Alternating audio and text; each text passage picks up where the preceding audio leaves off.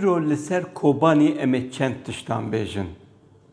Lê ev çend tişt gelekî û gelekî girîng in.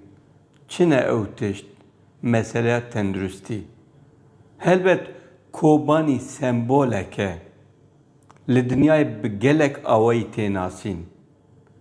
Lê em ê qala vê nekin. Em ê qala alî siyasî, leşkerî û çandî û perwerdehiya kobanî jî nekin. Em ê tenê qala tenduristiyê bikin. Tenduristiya kobanî, însanê ku aniha li kobanî dijîn. Ev gelekî mühîm e. Ma tenduristî nebe jiyan ji bo çi ye? Eger însanekî ne bi tendurist be, ne bi sihet be, ew însan dikare çi bike? Aniha li kobanî dor 500,000 însan hene li gel ew kesên ku koçber bûne û hatine wê derê bicî bûne. û aniha ji alî tenduristiyê ve mesele gelekî giran e.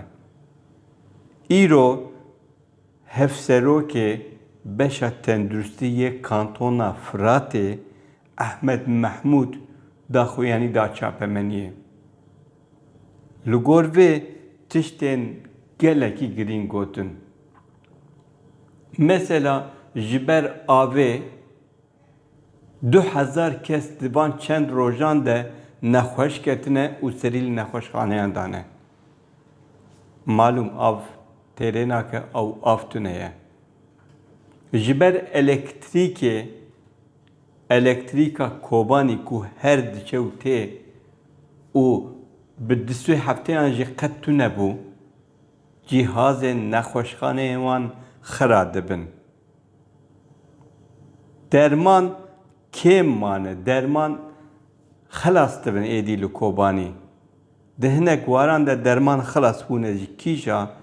Mesela di dermanên pişikê aniha nemane li kobanî. Duwarê dermanên qelbê, dermanên tansiyonê, dîsa dermanên diyabetê yani nexweşiya şekir de gelekî tengasî dikişînin. Di dema emeliyatkirinê de pêdivî bi gelek tiştan hebin. Li gel derman û malzemeyê din, ew malzeme jî ber bi xilasbûnê vene.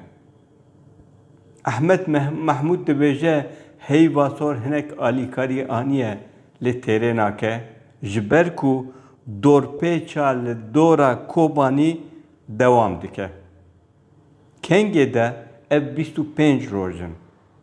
Ji ber ku ev 25 roj in, ev dorpêça li dor kobanî dewam dike, duwarê tenduristî de gelek tengasî dikişînin û ev derman ber bi xilasbûnê ne.